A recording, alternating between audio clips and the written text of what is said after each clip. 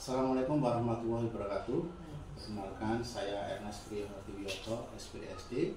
Saya merupakan salah satu calon guru penggerak angkatan 11 dari Kota Pekalongan.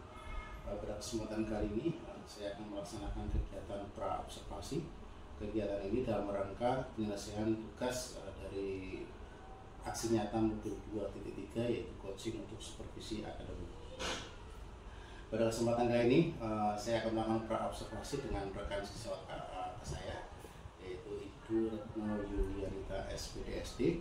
Beliau mengajar di SD Negeri Motoran 07 sebagai guru kelas 3. Baik, kita langsung saja untuk melaksanakan kegiatan pra-observasi. Baik, selamat siang Bu Rita. Selamat siang Pak Enas. Bagaimana kabarnya? Baik, alhamdulillah. Semangat. Alhamdulillah, semangat, selalu semangat Ibu Rita. Iya. Baik Bu Rita, pada kesempatan kali ini izinkan saya kita akan melakukan kegiatan pra-observasi yang nantinya mengamati kegiatan proses pembelajaran yang dilaksanakan kita, dan nanti saya sebagai pengamatnya, sebagai observer. Dalam kegiatan pra-observasi ini ada beberapa hal yang ingin saya tanyakan yang berhubungan dengan nanti kegiatan proses pembelajaran yang akan dilaksanakan oleh kita. Baik, pertanyaan pertama kita itu tentang apa tujuan pembelajaran yang akan dicapai dalam kegiatan pembelajaran kita yang akan dilaksanakan. Baik, terima kasih Pak Ernest. Terima kasih atas kesempatannya untuk pembelajaran yang akan diobservasi oleh Pak Ernest. Nanti saya akan mengajar pendidikan Pancasila tentang hak dan kewajiban. Adapun tujuan pembelajarannya yaitu agar anak-anak mampu mengidentifikasi antara hak dan kewajiban. Mungkin itu Pak. Ya, tapi nanti anak-anak ya bisa mengidentifikasi antara hak dan kewajiban. Kemudian dari tujuan pembelajaran yang ingin dicapai oleh Bu ini, kira-kira area pengembangan apa nih yang ingin dikembangkan Bu Ita dalam proses pembelajaran nanti? Oke, baik. Untuk area pengembangan yang ingin saya capai yaitu pengetahuan. Saya menginginkan supaya anak-anak ini lebih tahu tentang apa itu hak dan kewajiban, karena selama ini memang anak-anak hanya tahu tentang haknya tetapi belum tahu tentang kewajiban. Mungkin itu untuk area pengembangannya saya lebih fokus kepada pengetahuan ini. Oke. Baik, untuk mencapai tujuan kemudian area pengembangannya itu, kira-kira strategi pembelajaran yang seperti apa yang akan digunakan kita dalam proses pembelajaran nanti? Oke, untuk strategi pembelajaran nanti saya mungkin akan lebih menekankan kepada bermain peran. Tapi sebelum bermain peran nanti biasanya saya akan lebih kepada pembelajaran kelompok. Kelompok ini nanti sudah saya bagi antara anak-anak yang mampu dengan anak-anak yang kurang mampu. Jadi harapan saya nanti adalah anak-anak yang mampu ini nanti akan mengajarkan kepada anak-anak yang kurang mampu apa dan tentang hak dan kewajibannya. Mungkin itu kemudian strategi pembelajarannya. Mungkin nanti akan bermain peran, lebih bermain peran, yaitu nanti ada anak-anak yang menerangkan tentang haknya, kemudian ada juga anak-anak yang menerangkan tentang kewajiban. Kira-kira ada media pembelajaran yang mau dipakai? Oke, untuk media pembelajaran karena memang saya lebih menekankan kepada pengetahuan, jadi nanti mungkin ada PPT, kemudian nanti ada video pembelajaran, kemudian nanti ada membaca buku paket, kemudian ada beberapa macam PPT yang akan saya sampaikan ke anak-anak. Biasa kita, jadi pembelajaran berdiferensiasi ya. Betul. Yang saya lihat ada kontennya tadi, kemudian ada prosesnya yang saya lihat nih, kemudian latar belakangnya juga ada, gaya belajarnya juga dilihat, dipertimbangkan, kemudian usia pembelajarannya juga dipertimbangkan. Kemudian kira-kira ini dalam pelaksanaannya kira-kira kapan Bu? Untuk pelaksanaan observasi pelajaran Pancasila ini nanti insya Allah 3 hari lagi, mungkin di hari Sabtu tanggal 2 November tahun 2024. Semoga nanti berjalan lancar gitu. Amin. Pertanyaan terakhir Bu Ita, jadi untuk kegiatan pra-observasi siang hari ini, kira-kira dari percakapan pra-observasi ini apa yang Bu Ita dapatkan? Oh iya, terima kasih Pak. Untuk percakapan pra-observasi ini yang ingin saya dapatkan yaitu adanya refleksi Pak. Mudah-mudahan nanti dalam observasi ini saya bisa melaksanakan semua yang menjadi tujuan dalam pembelajaran saya bisa melaksanakan semua strategi, dan saya bisa menggunakan semua media pembelajaran yang sudah saya siapkan. Kemudian nanti supaya saya tahu kekurangan saya di mana ataupun ada pun kelebihan, supaya kelebihan saya itu bisa menutupi kekurangan. Baik, luar biasa. Baik, terima kasih Bu Ita. Sudah mendoakan semoga nanti berjalan dengan lancar. Tujuan pembelajarannya yang ingin dicapai juga dapat dicapai dengan baik. Kemudian siswa-siswanya juga bisa memahami apa yang disampaikan oleh Bu Ita dan mencapai tujuan pembelajaran yang diinginkan. Terima kasih Bu Ita. Waktunya terima kasih ya atas kesempatannya. Assalamualaikum warahmatullahi wabarakatuh. Waalaikumsalam warahmatullahi wabarakatuh. Oke.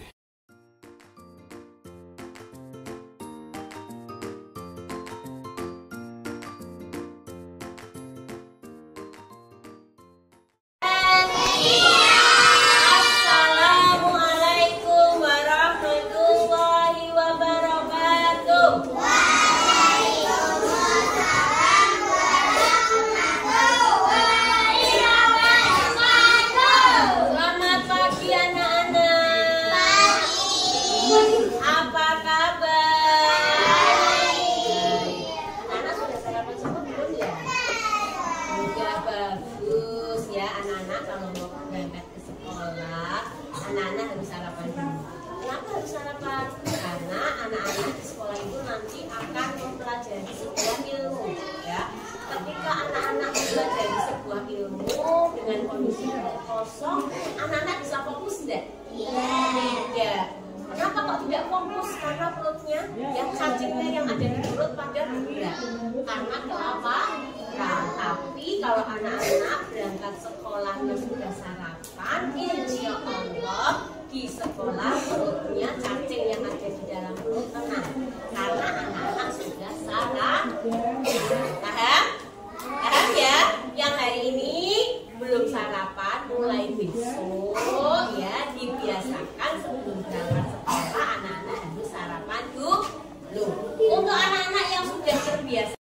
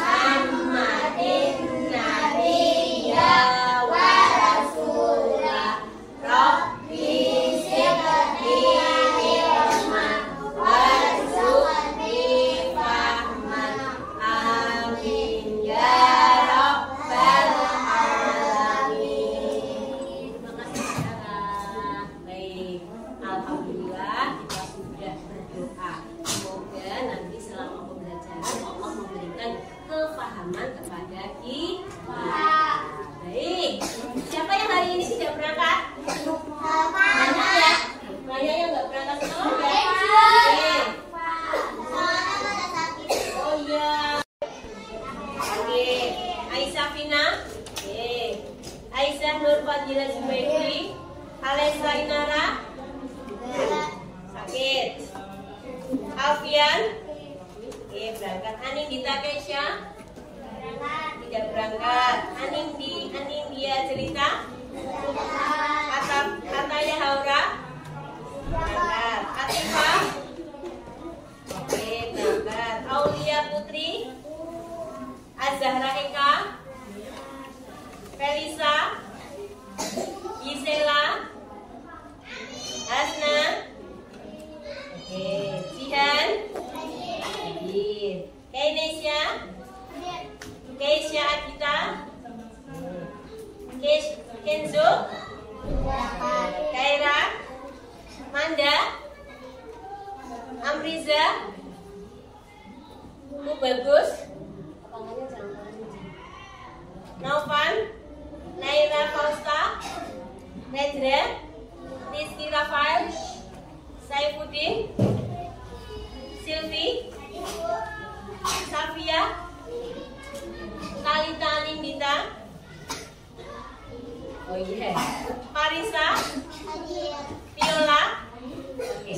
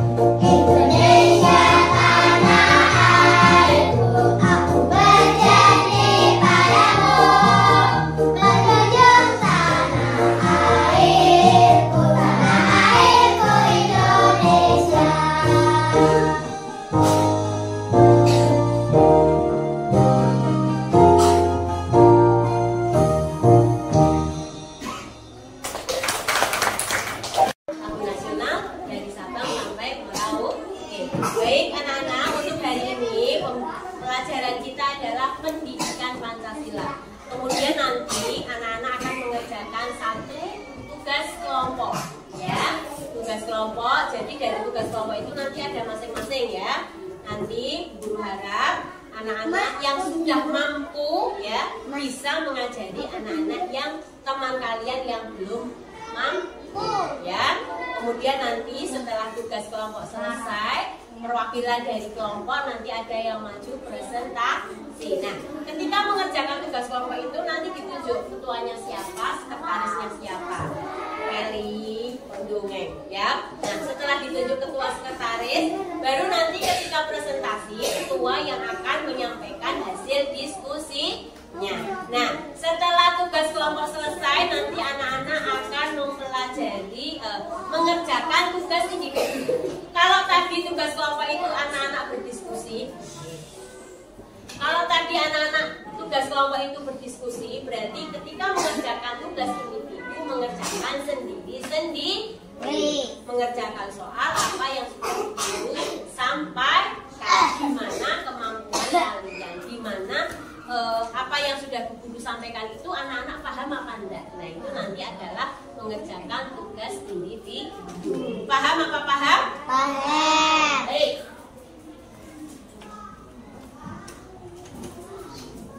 Anak-anak, ada yang tahu hak dan kewajiban itu apa sih?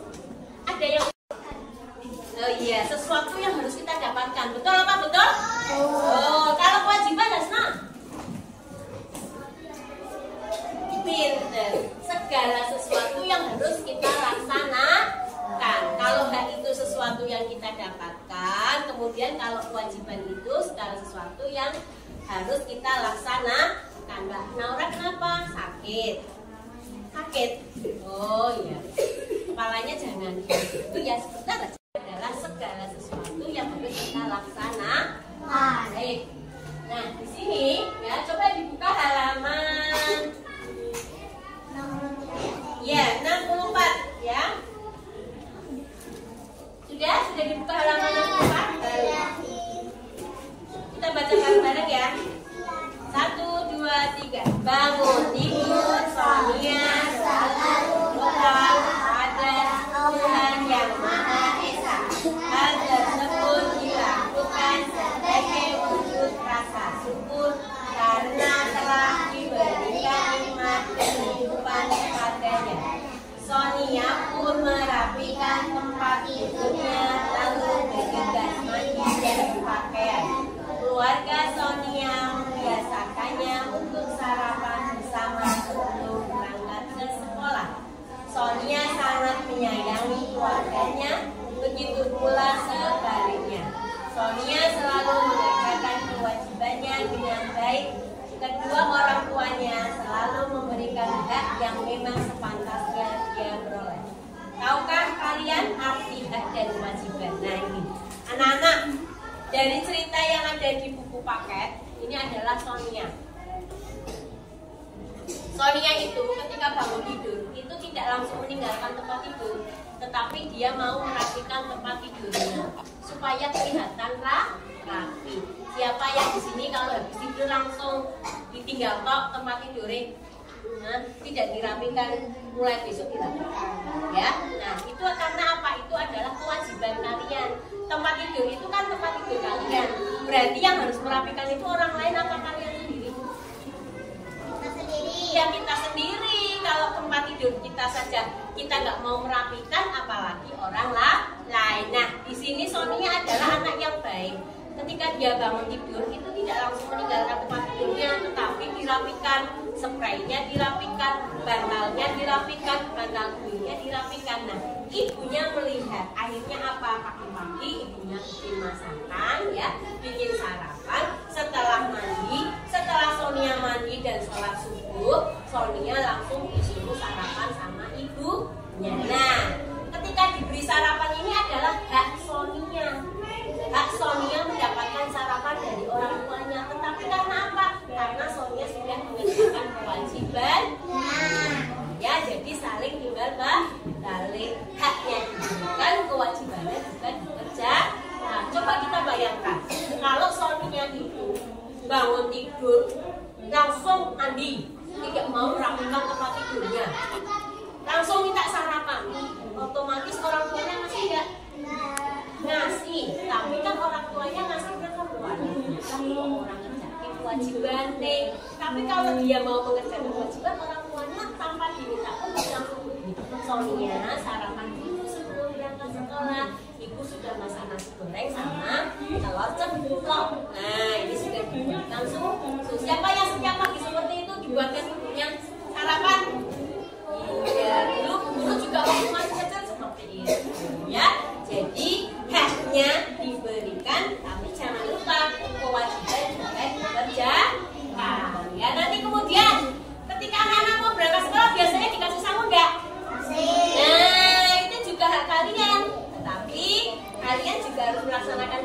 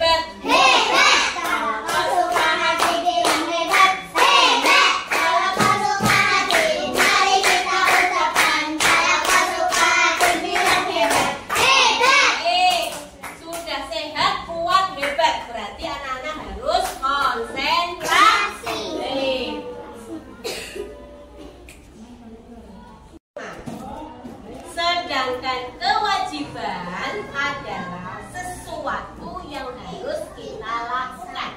Betul apa betul? Betul.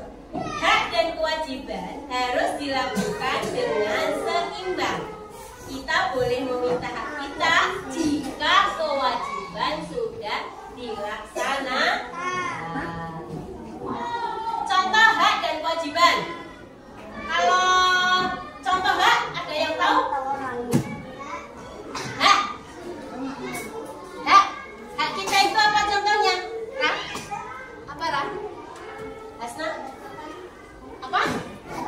Pinter, mendapat makan. Terus mendapatkan kasih sayang. Terus mendapatkan tempat tinggal. Nah, ini adalah contoh salah satu hak ya. Mendapatkan makan, mendapatkan sanggung, mendapatkan kasih sayang, mendapatkan tempat tinggal. Nah, kalau contoh kewajiban, oke, membantu ibu merapikan rumah, membantu ibu di rumah, apa? Membantu ibu Membersihkan kamar, mengerjakan PR. Nah, mengerjakan PR ini adalah salah satu kewajiban kita sebagai murid juga sebagai anak. Contoh anak-anak, kalau kalian lihat ibumu masih gendong adikmu ini nangis, terus ibumu ini nyapu. Nah, yang bagus tetap dilihat apa dibantu. Nah, pintar. Tepuk tangan buat anak kelas 3. Iya, benar ya. Kalau ada ibunya kerepotan, masih nyapu, kemudian adiknya nangis atau adiknya rewel, kalian wajib untuk membantu karena itu adalah salah satu kewajiban kalian. Kalau kewajibannya sudah dilakukan, otomatis haknya pasti akan diberikan. Hei, Heri, Hasna, bisa, siapa?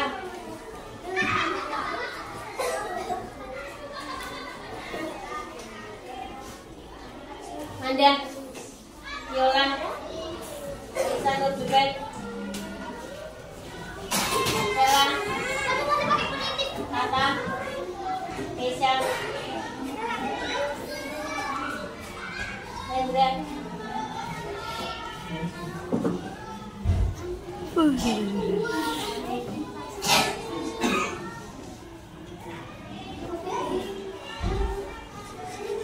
Ayo, Putri, Aisyah Mina, dan Elisa.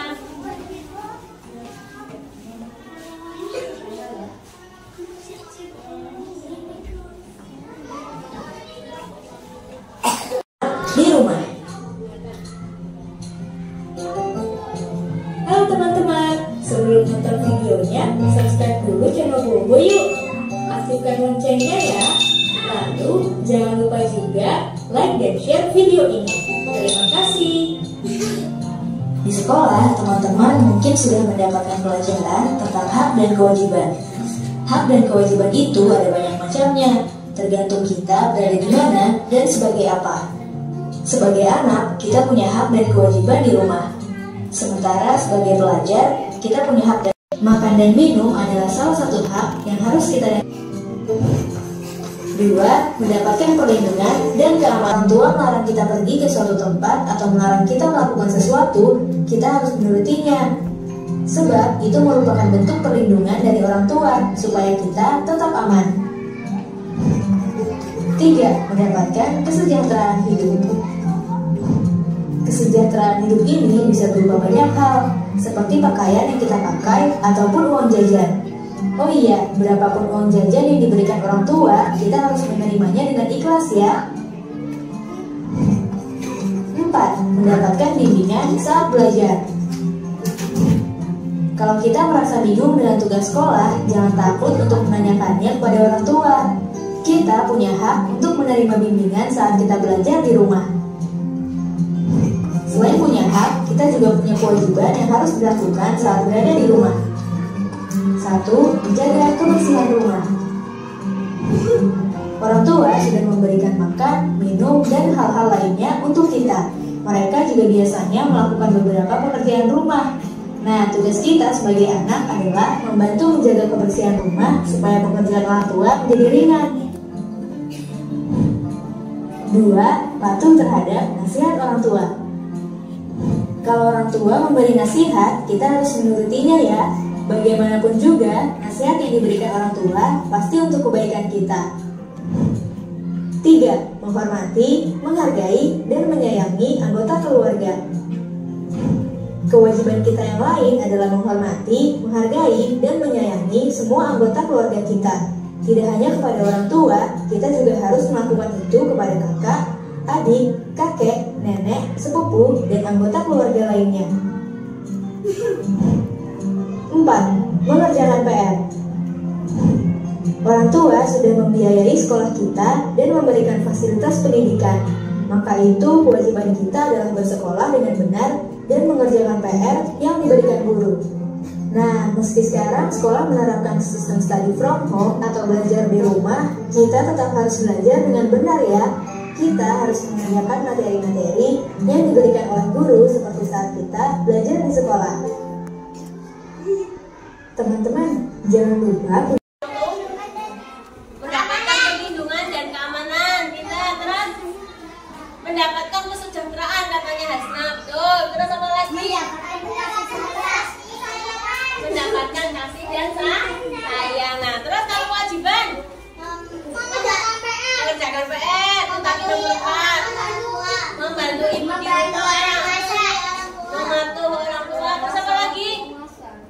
Membantu memasak, betul ya. Itu juga merupakan kewajiban ibunya yang sedang repot dibantu ya. Membantu orang tua merupakan kewajiban kita sebagai anak. Otomatis ketika kewajiban sudah dilaksanakan, hak pun akan diberi. Baik, kita akan mengerjakan tugas kelompok ya. Berarti nanti yang di depan menghadap ke belakang ya. Kelompoknya sudah guru bagi. Dan nanti untuk anak-anak yang sudah mampu nanti membantu teman-temannya yang belum mampu. Ya, ini nanti yang ini ya. Ya, Mbak, udah ke sana. Ya. Ini Mas, menghadap sini kan.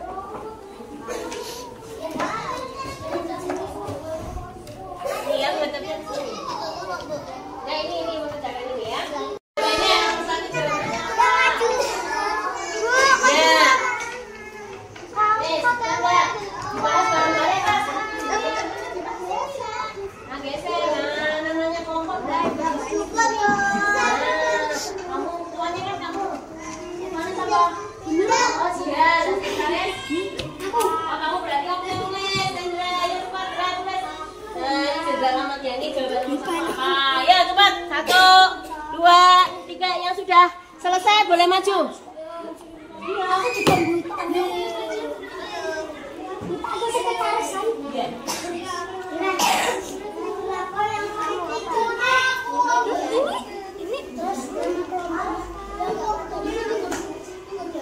Apa ayo?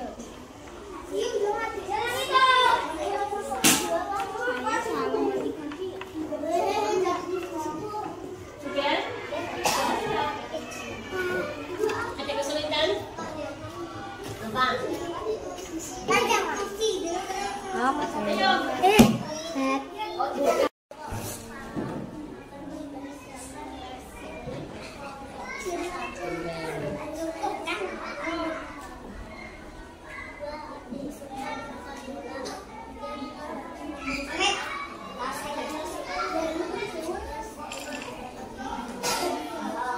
Sudah? Iya.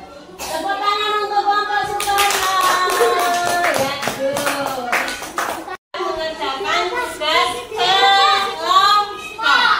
Nah, kemudian salah satu kelompok dari kalian sudah ada yang maju untuk mempresentasikannya. Untuk yang lain nanti bisa dikumpulkan nanti ya. Sekarang kita mendengarkan sebuah lagu dulu ini ya. Ada lagu tentang hak dan kewajiban. Dengarkan semua.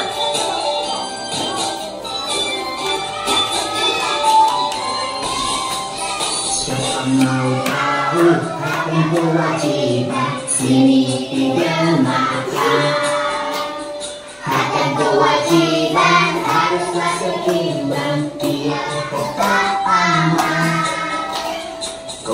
kewajiban dulu baru terima hak, biar tetap tentram. Hak dan kewajiban harus dilakukan dengan tanggung jawab. Kewajiban adalah sesuatu yang harus dan wajib dikerjakan, sedangkan hak adalah sesuatu yang harus didapatkan terima.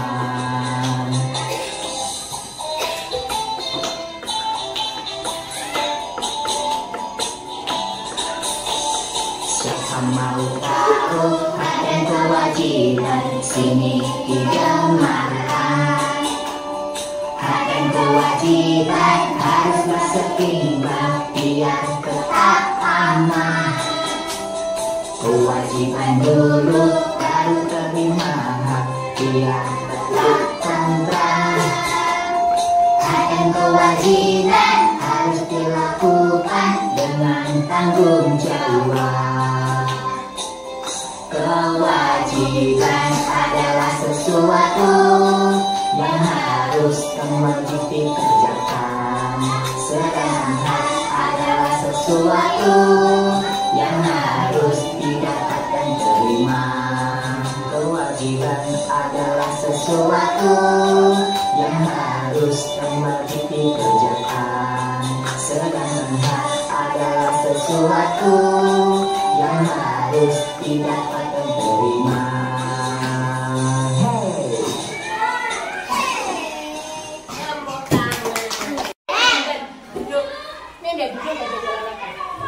Hal yang diterima seseorang jika tidak melaksanakan kewajiban. Hal yang tidak diterima seseorang jika tidak melaksanakan kewajiban. Sanksi. Ya. Kewajiban peserta didik di sekolah itu apa? Belajar. Di sekolah peserta didik berhak mendapatkan ilmu. Terus, jika kewajiban telah dilaksanakan, peserta didik layak mendapatkan apa?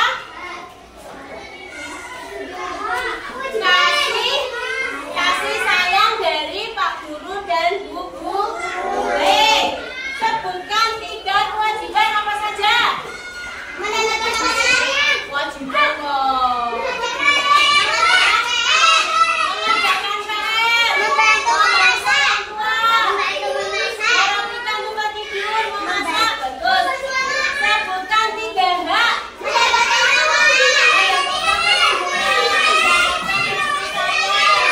Mendapatkan minuman dan makanan. Anak-anak sudah paham ya? Baik.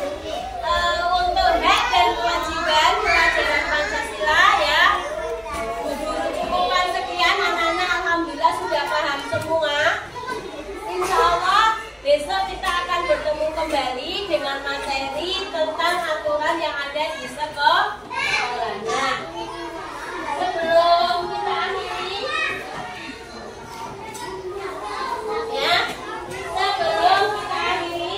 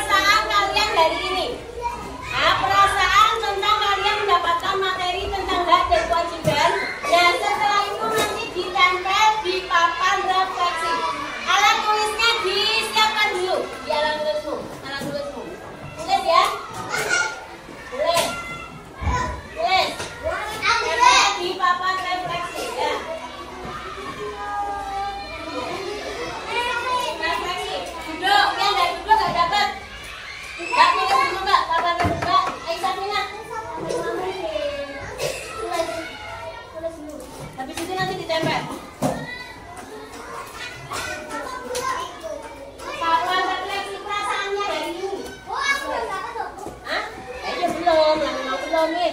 Tulis nanti langsung tempel di papan refleksi. Ya. Boleh.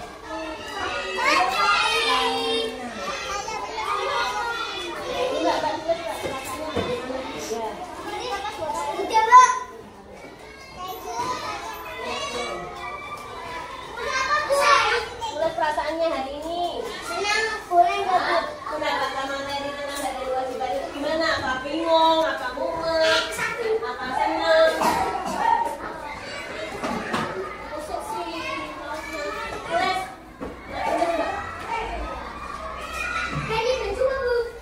Dan nanti dulu. Nanti kalau udah selesai berdoa.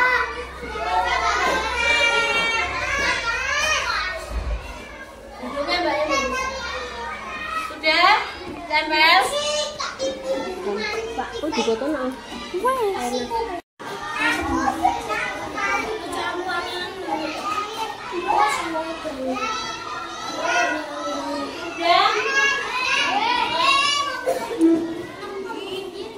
Iya nanti pimpin doa ya, Pia. Ya.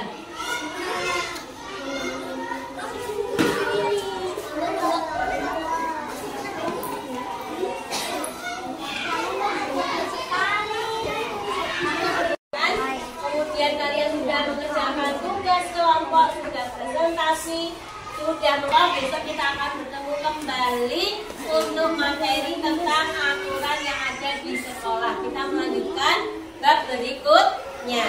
Makanya untuk hari ini ya kita akhiri dengan bacaan doa. Mbak Pia, moga Mbak Pia masih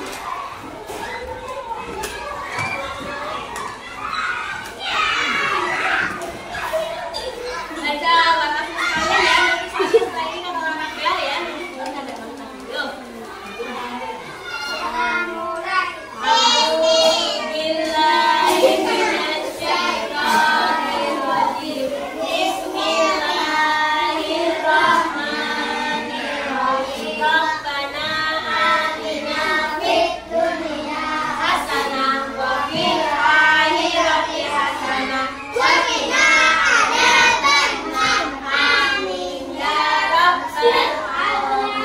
Terima kasih Mbak Pia.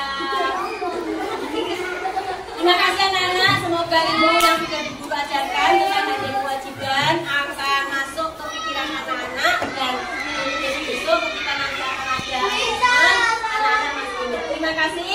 Akhirul kalam. Wassalamualaikum warahmatullahi wabarakatuh.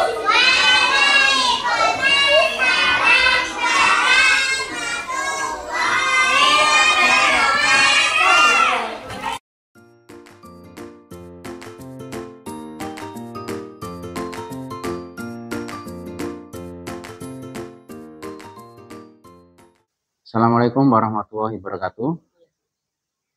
Bertemu lagi dengan saya, Ernest Priyo Hardiwiyoto, SPDSD.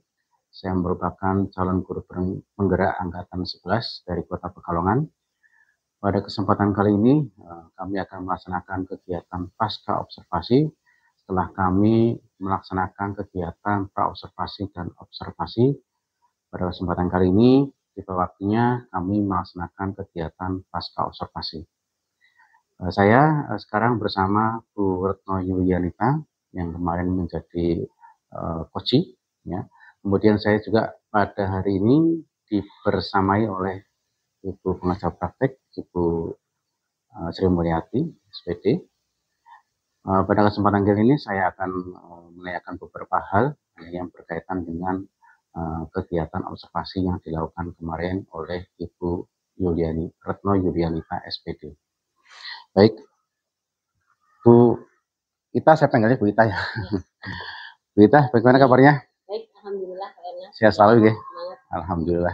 Ini ya, kita sudah sampai ke percakapan pasca observasi ini Bu. Setelah Bu Ita kemarin melaksanakan bersama saya kegiatan praobservasi, kemudian kemarin tanggal 31 Oktober ya, melaksanakan kegiatan observasi dan kita melaksanakan kegiatan pembelajaran yang sudah direncanakan. Jadi pada kegiatan pasca observasi ini ada beberapa hal yang ingin saya sampaikan kepada Bu Ita. Ya. Siap Bu Ita ya? Saya ingin menanyakan beberapa hal Bu Ita. Yang pertama, bagaimana dulu nih perasaannya setelah kemarin melaksanakan kegiatan pembelajaran, kemudian diamati? Iya. Perasaan saya lega. Alhamdulillah saya berhasil melaksanakan observasi yang diamati oleh Anas. Artinya dari observasi itu ada beberapa tujuan-tujuan yang saya rencanakan sudah tercapai dan alhamdulillah observasi berjalan dengan. Ada perbedaan ya Bu antara misalnya diamati dengan tidak diamati? Oh ya sangat Pak, sangat. Perbedaannya sangat jauh ya. Kalau kita mengajar tanpa pengamatan kan kita bebas ya. Walaupun mungkin ketika diamati pun sebetulnya biasa mengajar, tapi kan tetap ada perbedaan. Oke. Baik Bu Ita, saya juga ingin tahu nih, ceritakan sedikit nih tentang kegiatan pembelajaran yang Bu Ita laksanakan kemarin. Ceritakan sedikit ya.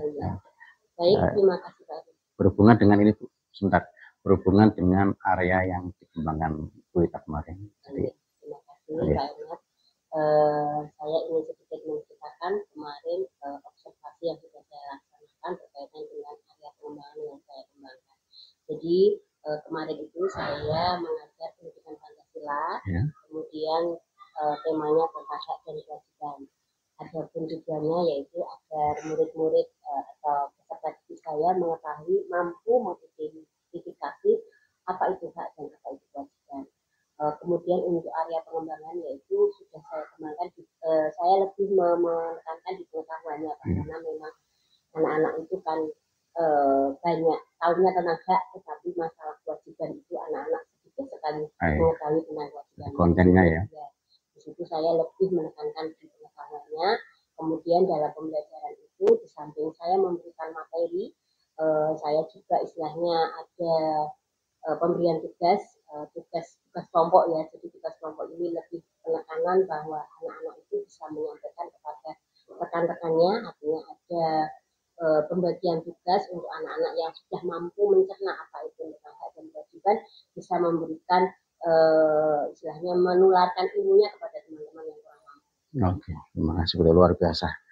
Kemarin saya juga melihat secara langsung kegiatan pembelajaran yang dilakukan Bu Ita dan sangat luar biasa sekali dari awal sampai akhir. Boleh saya memberikan sedikit catatan tentang kegiatan pembelajaran yang kemarin Bu Ita laksanakan, setidaknya hasil observasi yang saya lakukan terhadap Bu Ita. Jadi secara keseluruhan dari apa yang dilaksanakan Bu Ita dari awal sampai akhir sudah berjalan dengan baik. Di kegiatan awal sudah ada doa bersama, kemudian absensi siswa, kemudian ada juga pembiasaan untuk lagu nasional, wajib nasional, ada pembiasaannya. Kemudian dari kegiatan ini ada penggunaan media yang menurut saya bagus sekali, dengan video pembelajaran, kemudian dengan kemarin memanfaatkan kartu cinta ya Bu ya, nggak tahu kenapa itu cinta ya, love ya, untuk sebagai bahan refleksi untuk kegiatan pembelajaran. Itu juga menarik bagi saya itu. Kemudian kegiatan penugasan juga bagus sekali karena disesuaikan dengan kebutuhan peserta didik, disesuaikan dengan gaya belajarnya ya. Kemudian juga disesuaikan dengan kesiapan belajarnya Bu Ita ya. Kemarin ada kegiatan diskusinya juga ada kegiatan tutor sebaya, artinya dalam kelompok ini itu ada pembagian antara yang kesiapan bahasanya yang tinggi, yang sedang, cukup, dan itu juga menurut saya catatan saya bagus sekali. Kemudian di akhir kegiatan itu juga ada asesmen ya, kemudian ada kegiatan refleksi, kemudian diakhiri dengan kesimpulan dan menyampaikan tujuan pembelajaran ke depan di hari berikutnya, dan kemudian ditutup dengan doa. Itu menurut saya sudah Baik sekali ya. Kemudian berkaitan dengan area pengembangan dari area yang ingin dikembangkan oleh Bu Wita tentang pengetahuan dan keterampilan ya, yang ingin dikembangkan oleh Bu Wita, karena siswanya ada beberapa tentang pengetahuannya belum cukup ya, sehingga perlu dikembangkan. Kemarin dalam kegiatan observasi ada sedikit catatan kita, artinya dalam pembagian tugas itu ada sedikit anak yang belum paham tentang penugasan. Jadi ada yang mesti bertanya ya kita ya, disuruh ngapain nih kita gitu ya. Tapi nggak banyak, hanya beberapa saja yang mungkin anaknya sendiri mungkin kurang mendengar atau apa itu. Ada sedikit catatan untuk dalam kegiatan pembelajaran kemarin juga. Itu hasil observasi yang saya catat, yang saya rasakan kemarin. Kemudian menurut Bu Wita, dari apa yang kemarin Bu Wita laksanakan dalam kegiatan pembelajaran, ada nggak sekiranya hal-hal yang perlu ditingkatkan atau dikembangkan lagi dari hasil kegiatan pembelajaran kemarin? Ada Pak, beberapa memang kemarin kan kita memang sudah mencoba dari awal kita menggunakan speaking supaya anak-anak lebih semangat. Kemudian juga ada kegiatan menempel bagaimana perasaan kalian ini, dan itu biasanya kan kalau menempel itu kan di awal, tapi memang kalau saya usahakan di tengah. Ketika materi sudah disampaikan itu, saya baru membagikan itu. Saya ingin mengetahui sampai di mana kepemahaman mereka, kemudian perasaan mereka ketika mendapatkan materi dari saya itu. Nah, memang kendala yang ada itu ada beberapa anak yang belum begitu aktif. Artinya saya kan menuntutnya pengetahuan dan keterampilan supaya mereka lebih paham tentang hak dan kewajiban dengan cara mereka mau bertanya gitu ya. Tantangan saya itu ya salah satunya itu kurang aktif, ada sebagian anak-anak yang kurang aktif, dan ini memang ke depan menjadi rencana saya untuk supaya bagaimana caranya mereka supaya bisa tetap aktif. Artinya ketika mereka tidak aktif itu karena mereka tidak paham, atau karena mereka takut untuk mengungkapkan pendapat, atau ada alasan lain. Kadang kan sudah mulai di kelas 3 itu memang kadang anak-anak itu gini Pak, modelnya ketika ada salah satu sudah bisa, terus teman yang lain mau ngomong itu nanti saya dulu kayak gitu. Dia kalah pamor gitu ya. Itu kan jadi permasalahan tersendiri ya. Kalau belum paham berarti nanti bisa saya sampaikan lagi. Atau kalau dia memang nggak tahu kan bisa saya kasih materi lagi. Tapi kalau sudah seperti itu kan itu sudah istilahnya penanganannya sudah beda. Nah itu makanya insya Allah nanti ke depan ketika ada pembelajaran lagi tantangan itu akan saya Oke. Tadi kan ada hal yang perlu ditingkatkan gitu ya. Ada tentang beberapa murid yang kurang aktif, kemudian tadi apa kalah pamor ya Bu? Iya. Nah kira-kira ini Bu, strategi apa nih Bu kira yang ini untuk menyelesaikan ini bagaimana caranya? Ini menurut kira-kira strateginya apa? Ini kemarin kan memang saya dalam kelompok itu lebih kepada ada anak yang sudah paham, ada anak yang belum paham, saya campur supaya mereka bekerja sama. Ya saya seperti itu. Tetapi kadang ternyata anak-anak yang belum paham ini kadang kalah pamor dengan anak-anak yang sudah mampu. Jadi keinginan saya itu supaya mereka yang belum paham itu biar paham, tapi justru malah anak-anak yang belum paham ini semakin tenggelam dengan pamor mereka yang sudah mampu. Nah, ke depan akan saya coba dengan soal yang sama, saya akan bikin kelompok anak-anak yang kalah pamor ini jadi satu, jadi biar punya pamor. Jadi biar ketika presentasi mereka pun berani mengungkapkan pendapat mereka. Mungkin itu salah satunya rencana ke depan saya, strategi saya dalam rangka menangani anak-anak yang mungkin tidak bisa aktif mengungkapkan pendapat, bukan karena tidak bisa, bukan karena tidak mampu, tetapi mungkin kalah pamor dengan ilmunya. Baik. Ya luar biasa Bu Wita. Kemudian ini Bu Wita, tadi sudah menyampaikan strategi yang sekiranya bisa untuk mengatasi kekurangan atau masalah-masalah yang terjadi pada kegiatan pembelajaran yang sudah dilakukan itu ya Bu. Kira-kira rencana ke depan Bu, rencana ke depan kita untuk agar apa namanya tidak terjadi lagi masalah-masalah yang ada pada saat kegiatan pembelajaran kemarin, dan kira-kira kapan mau diterapkan gitu kita? Silakan kita.